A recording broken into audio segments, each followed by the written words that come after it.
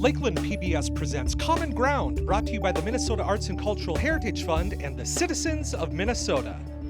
Production funding of Common Ground is made possible in part by First National Bank Bemidji, continuing their second century of service to the community. Member FDIC. Closed captioning is made possible by Bemidji Regional Airport, serving the region with daily flights to Minneapolis-St. Paul International Airport.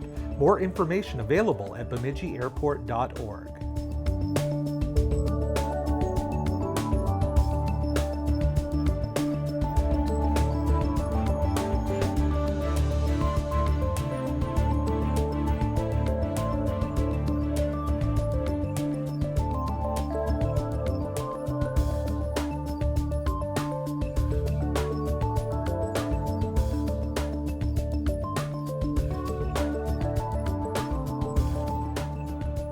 Welcome to Common Ground. I'm producer-director Scott Knudsen.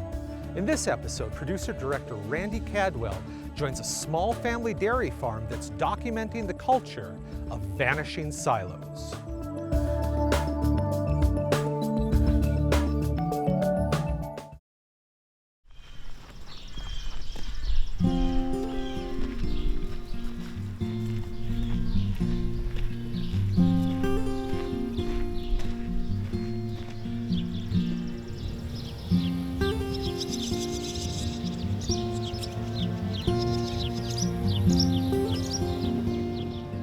Come on, let's go. Come on.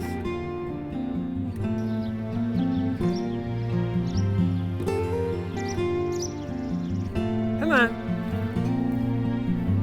Come on.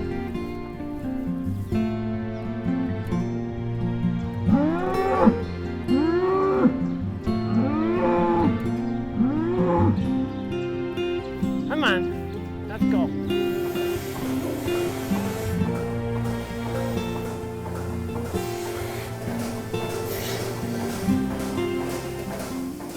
I'm Wendy Dornbusch, and I live on a farm in Otter Tail County.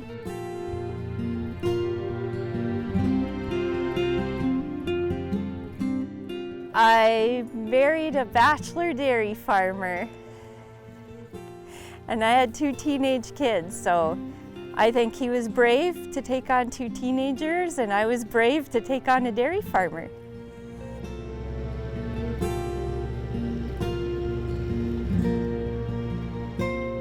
I lived in the country, but I hadn't done farm work to speak of.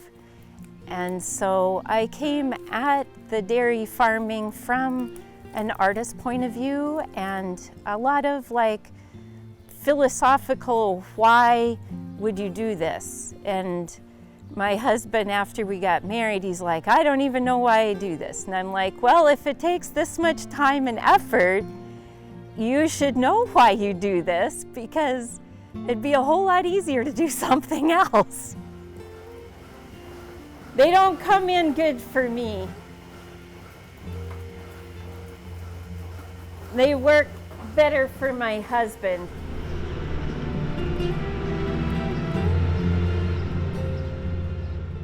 So we would have conversations about that, like some single dairy farmers, they do it for the tradition and really get a lot of family involved in the manpower, and some do it for just to kind of keep the teenagers busy, I feel like, and they have teenagers, they have manpower.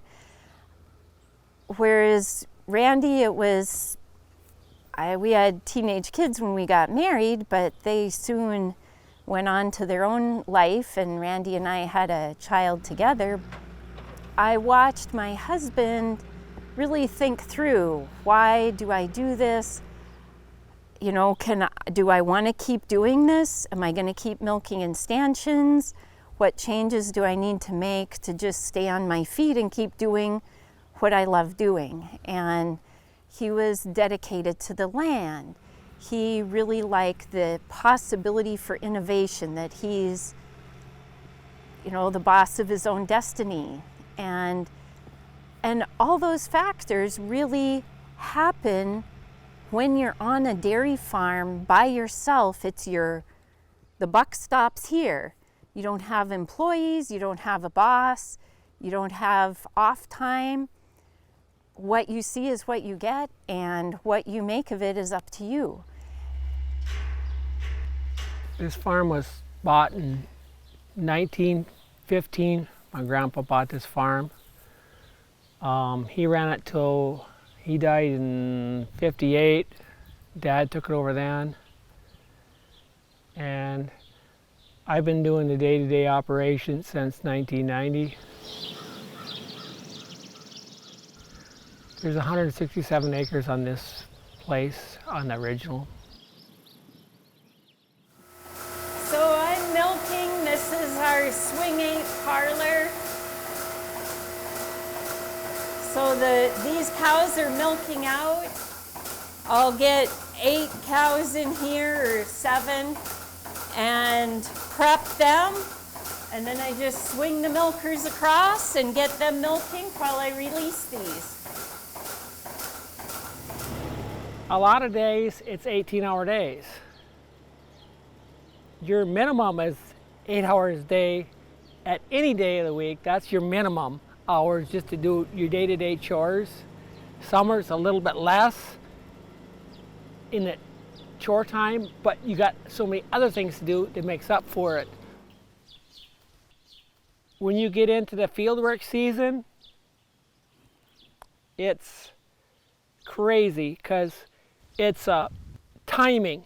Everything got to be done on a timing schedule. I mean, you are so pushed to get done, especially with the weather extremes.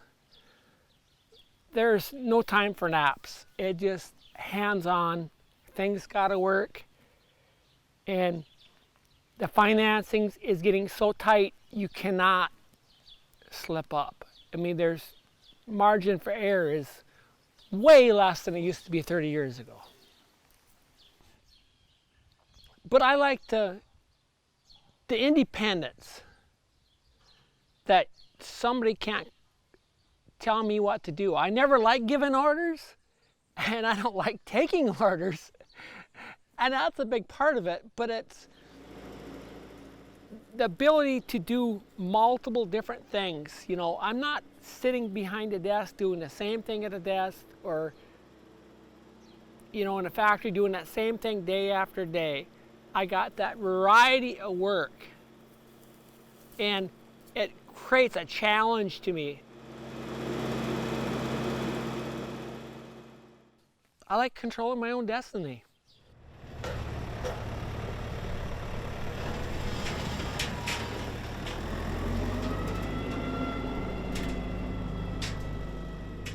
So I see other small dairy farms selling out. The guy's tired, the kids are grown and gone, and they sell out. And how really these guys, however they made their operation work, if they're still going or if they've sold out and either retired or got a job in town or whatever, like, I feel like they're the unsung heroes. They've dedicated their career to a small piece of land and a small herd and making it work. And when they sell out, that possibility for innovation is gone. Their kids aren't taking over the farm for various reasons. And they aren't in town buying parts and fuel, and, you know, that just local community economic contribution is gone. And one guy sells out, that's not a big deal. Most of the guys sell out in that area, the local economy feels it.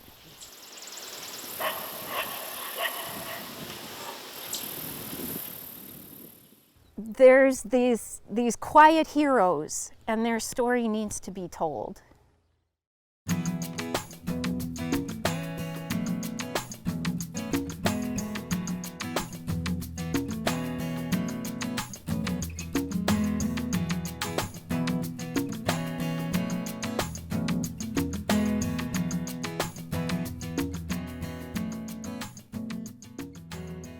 Well, kind of all my life, I've been fascinated with video. I want to do videos, and then my grown-up daughter, she partnered with me and she did still photos and I did video.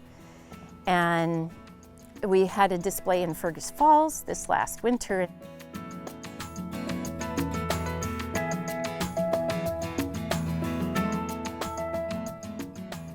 My daughter, Annalie, her photographs were of what we do day to day when we're putting up hay. She came over and took some pictures.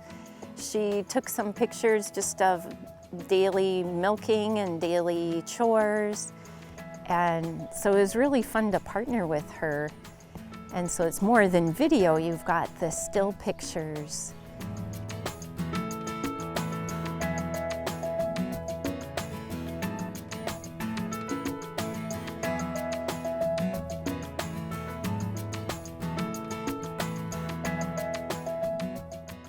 I asked her if she could visit some of the farms in the area, and we didn't actually get video interviews done, but she went to some farms and various barns and silos because they are being torn down, the old barns and silos. Even, you know, if they haven't been used for years and been standing there, now they're being torn down. And a lot of barns and silos aren't even being used anymore.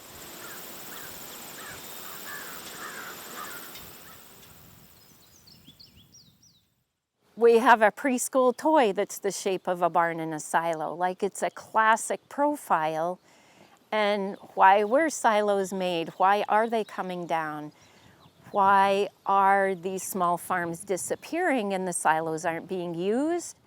If farms are still operating, why aren't they using silos? How have farm operations changed? And kind of the family involvement has been taken out of the picture in a lot of farms, not all of them.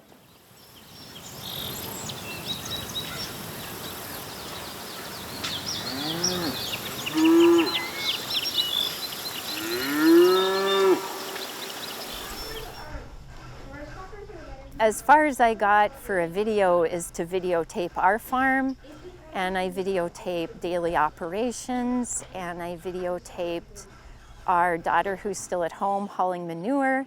Because even though she's 16, now 17, she isn't full-time working on the farm by any means, but she is a key player a lot of times. And so this little girl that, with her hair in a bun, that likes to do dance, is driving a tractor hauling manure.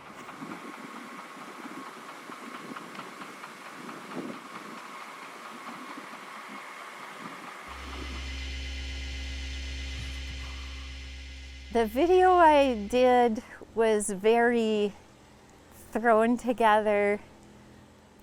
Actually, the backstory is sort of a true confession that my daughter Annalie, that does the photography, and she's like, I want to apply for an artist grant. And she wanted to do it with me as a team. And I'm like, oh, I'm busy, I don't have time. And she finally talked me into it. And so in the grant process, we had to talk to several places that would display the project we were proposing to do with our grant. And we didn't get the grant.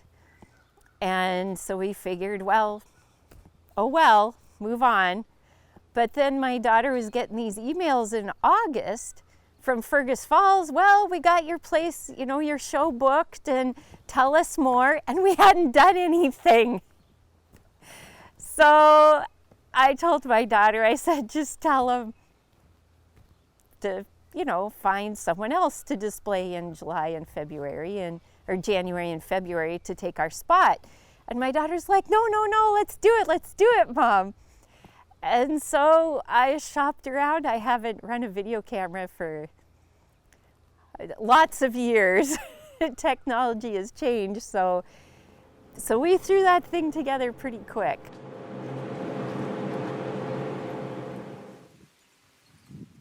So the video isn't narrated yet, but the idea is that the farmer would be narrating the history of his farm and get his wife, children, who's ever involved, and even a family reunion maybe, get people talking about memories of that farm and edit it together with visuals of daily operations of that farm. That's my vision. I just haven't got there.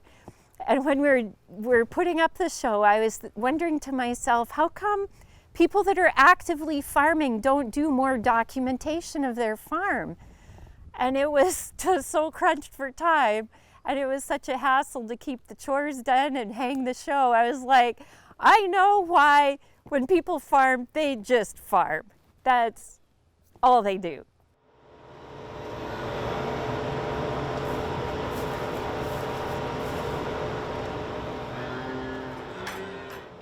So this next winter, we'd like to get some more video interviews of farmers around the area and have another display of video and still photos, and just slowly, as we have time in the winters, to reach out and tell people's story, and it just catches the public interest. It connects to people's interest in how is the land being cared for? Where does my food come from? Like it's a story that connects with everybody.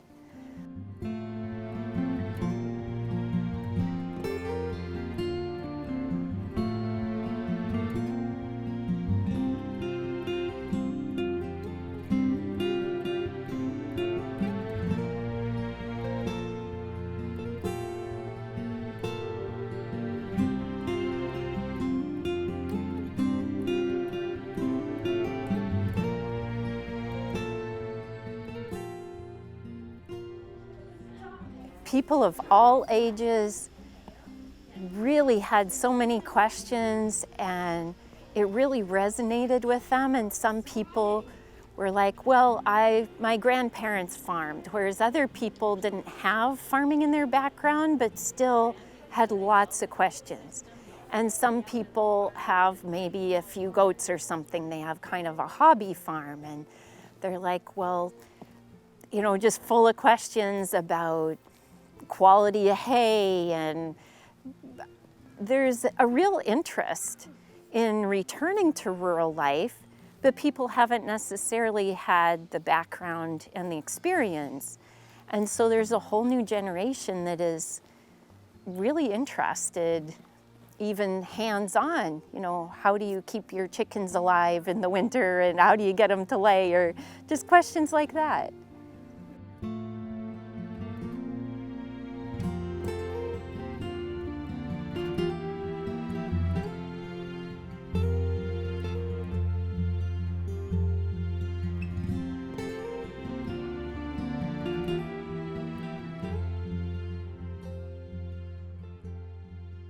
I think it's a unique story.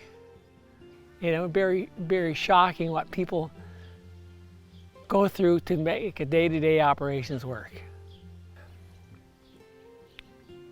I don't think they'll be able to believe it and it's true and even understand it to the depth. It's so, the drive it takes, I don't think they can comprehend it, I guess. Turn lane, we walk down the corridor to the new freestyle barn.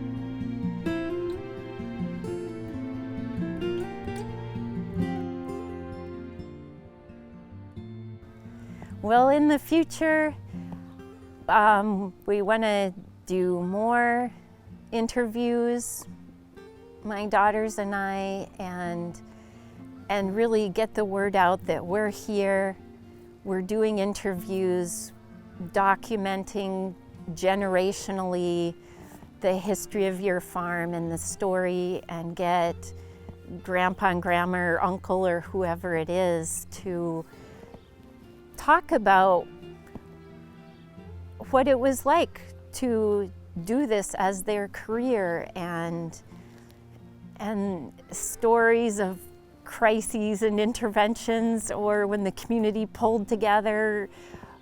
They're just fascinating stories that haven't been told. And when you pair it with video and photography on the place, there's such a sense of place.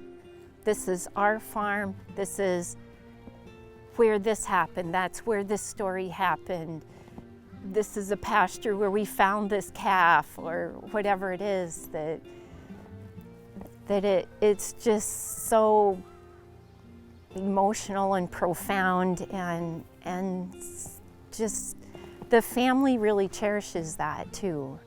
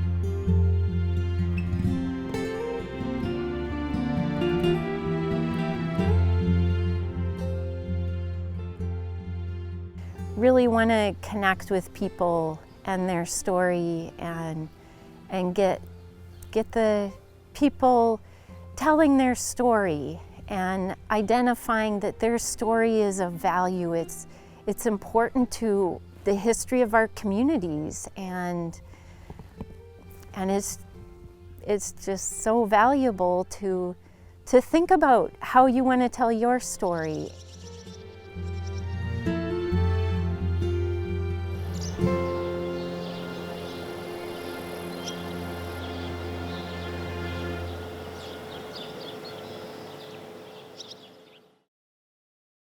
Thank you so much for watching.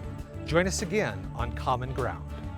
If you have an idea for Common Ground in North Central Minnesota, email us at legacy@lptv.org or call 218-333-3014. To watch Common Ground online, visit lptv.org and click Local Shows.